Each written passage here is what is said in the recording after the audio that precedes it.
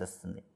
సహజంగా money plant మొక్క ఇంట్లో ఏర్పాటు చేసుకోవాలని భావించినప్పుడు మీ ఇంటి మెయిన్ ఎంట్రన్స్ పక్కన కిటికీ ఉంటే గనక ఆ కిటికీ ముందు మనీ ప్లాంట్ మొక్క పెట్టుకొని ఆ మనీ ప్లాంట్ మొక్క మీ ఇంటి మెయిన్ ఎంట్రన్స్ పక్కన ఉన్న కిటికీలోకి పాకేలాగా ఏర్పాటు చేసుకోవాలి. మనీ ప్లాంట్ మొక్క ఎప్పుడు పైకి పాకాలి, కిందకి పాకకూడదు. పైకి పాకే విధంగా ఒక కర్రను కట్టాలి. అలాగే మనీ ప్లాంట్ మొక్కకి పసుపు రంగుల ఆకు వస్తే కనుక దాన్ని కట్ చేసేయాలి. మనీ ప్లాంట్ మొక్కకి ఎప్పుడూ కూడా గ్రీన్ కలర్ ఆకులే ఉండాలి.